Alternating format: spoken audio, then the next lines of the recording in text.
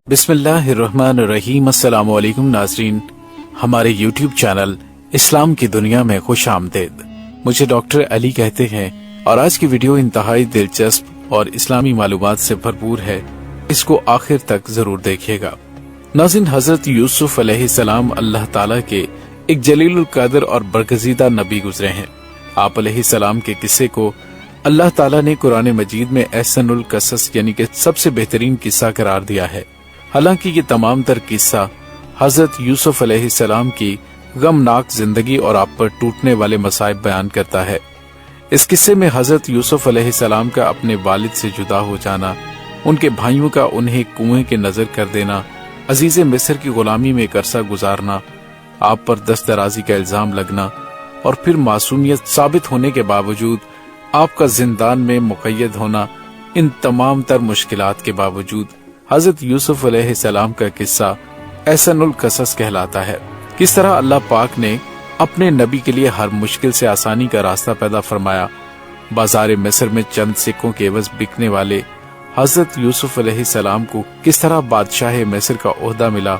وہ بھائی جو حضرت یوسف علیہ السلام سے حسد اور جلن کے باعث ہی انہیں ایک کنویں میں پھینک آئے تھے، کس طرح آپ علیہ السلام کے سامنے ہاتھ پھیلانے اور آپ کا حکم ماننے پر مجبور ہوئے۔ ناظرین، حضرت یوسف علیہ السلام کا یہ قصہ دور حاضر کے انسانوں کو یہ سبق دیتا ہے کہ مشکلات چاہے کتنی بھی بڑی ہوں، تمہارا پروردگار ہر چیز پر قادر ہے۔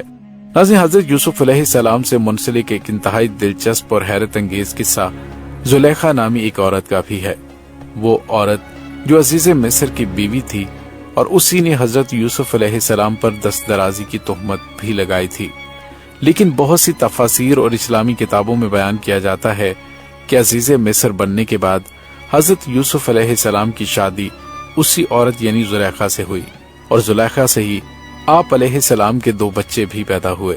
یہ واقعہ کچھ یوں ہے کہ جب وہ قافلہ مصر پہنچا کہ جس نے حضرت یوسف علیہ السلام کو کنویں سے نکالا تھا، تو ان لوگوں نے آپ علیہ السلام کو بحیثیت غلام بازار مصر میں بیچنا چاہا۔ حضرت یوسف علیہ السلام کے حسن و جمال کے سبب وہاں آپ کی قیمت بڑھتی ہی چلی گئی۔ یہ قیمت اتنی زیادہ ہوئی کہ کسی عام آدمی کے لیے آپ کو خریدنا ممکن نہ رہا۔ تب مصر کا وزیر خزانہ، جس کا نام قطفیر اور لقب عزیز مصر تھا، اس نے یہ رقم ادا کر کے آپ علیہ السلام کو خرید لیا۔ عزیز مصر نے جب حضرت یوسف علیہ السلام کی سعادت مندی اور اعلیٰ اوصاف ملاحظہ کیے تو یہ آپ کو بڑی محبت سے اپنے گھر لے آیا اور اپنی بیوی زلیخا کو یہ تاکید کی کہ اس کی ہر آرام و آسائش کا ہر وقت خیال رکھنا، اور یہ کہ اس کی کسی طرح سے بھی دل آزاری نہ ہو سکتا ہے کسی دن ہم اسے اپنا بیٹا بنا لیں۔ مختلف تفاسیر میں درج ہے کہ زلیخا نامی اس حسین و جمیل عورت کا شوہر یعنی عزیز مصر عورتوں سے رغبت نہ رکھنے والا انسان تھا، لہٰذا جب زلیخا نے حضرت یوسف علیہ السلام کو دیکھا تو وہ اپنے نفس پر قابو نہ رکھ سکی اور آپ علیہ السلام کو اپنی خوابگاہ میں لے جا کر دعوت گناہ دی۔ چونکہ زلیخا ایک بت پرست عورت تھی، اس لیے اس نے اپنی خوابگاہ میں موجود بتوں کی آنکھوں کو ڈھک دیا۔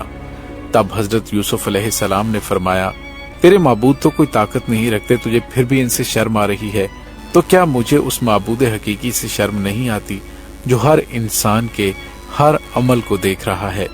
یہ کہہ کر حضرت یوسف علیہ السلام نے زلیخا کو انکار کر دیا، لیکن زلیخا نہ مانی اور اس نے آپ کو پکڑنے کے لیے دوڑ لگائی۔ اسی دوران حضرت یوسف علیہ السلام کا پچھلا دامن اس کے ہاتھ لگا اور وہ پیچھے سے پھٹ گیا۔ جب عزیز مصر سے ان دونوں کا سامنا ہوا تو زلیخا معصوم بن گئی اور اس نے آپ علیہ السلام پر دست درازی کی تہمت عائد کر دی۔ تبھی عورت کے گھر والوں میں سے ایک معصوم بچے نے یہ گواہی دی کہ اگر اس کا کرتا پیچھے سے پھٹا ہے تو یہ سچا ہے، اور اگر یہی کرتا آگے سے پھٹا ہے تو عورت یعنی زلیخا سچی ہے۔ جب عزیز مصر نے دیکھا تو یہ کرتا پیچھے سے پھٹا تھا۔ یوں حضرت یوسف علیہ السلام کی بے گناہی تو ثابت ہو گئی۔ تفسیر ابن کثیر اور معرف القرآن میں ایک دودھ پیتے بچے کا ذکر ہے جسے اللہ تعالیٰ نے قوت گویائی عطا فرمائی اور اس نے حضرت یوسف علیہ السلام کے حق میں گواہی دی۔ یہ واقعہ دربار خاص سے ہوتا ہوا شہر کی خواتین نے عام کیا، جس سے زلیخا کی خوب بدنامی ہوئی اور اس پر لان تان کیا جانے لگا۔ تب زلیخا نے اپنے شوہر کو مجبور کیا کہ مزید رسوائی اور بدنامی سے بچنے کے لیے یوسف کو قید خانے میں ڈال دیا جائے تاکہ لوگوں کو لگے کہ زلیخا بے قصور ہے۔ यूं हजरत यूसुफ अलैहिस्सलाम को इफ़्फ़त व पाक दामनी साबित हो जाने के बावजूद जिंदान में कैद कर दिया गया। उसी कैद खाने के जरिए हजरत यूसुफ अलैहिस्सलाम का राबिता फिरौन मिस्र से हुआ।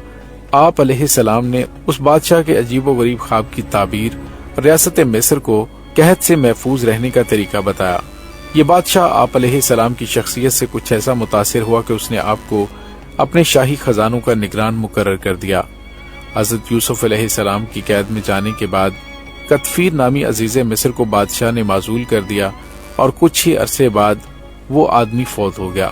जब हजरत यूसुफ अलैहिस्सलाम कैद खाने से निकलकर अजीज मिस्र के ओहदे तक पहुंचे, तब इस औरत यानी जुलेखा ने भी खुले दिल से आपके सामने अपनी गलती का एतराफ कर लिया। आप अलैहिस्सलाम ने जुलेखा नामी उस औरत को न सिर्फ माफ कर दिया बल्कि ऐसी औरत से आपकी शादी भी हुई। इस ज़मन में अबू अब्दुल्ला करतबी अपनी किताब अल-जामिअ अल-हुकामुल कुरान में तहरीर फरमाते हैं कि जुलेखा के खावंद कुतफिर यानी के अजीज मिस्र की वफात के बाद मिस्र के बादशाह ने जुलेखा का निकाह हजरत यूसुफ अलैहिस्सलाम से कर दिया। जब आप जुलेखा के पास तशरीफ लाए तो फरमाया कि क्या ये उससे बेहतर नहीं जो तुम चाहती थी? तो वो कहने लगी, ऐ सच्चे यूसुफ, मुझे मलामत ना करें, मैं हसीन और जमील और नाजों से पाली हुई औरत थी जैसा कि आप देख रहे हैं, और मेरा खामद औरतों के पास नहीं आता था यानी कि नामर्द था। जैसा कि अल्लाह ने आपको हुस्न दिया था, मेरा नफ्स मुझ पर गालिब आ गया। हजरत यूसुफ अलैहिस्सलाम ने वाकई इस बीवी को कंवारी पाया, उससे कुर्बत की और उससे आपके दो बेटे इफ्राहीम और मंशा पैदा हुए। इसके अलावा हाफिज इब्न कसीर, इमाम फखरुद्दीन राजी और इलामा अबूल समरकंदी भी अपनी अपनी तफसीर में यही वाकया नकल करते हैं।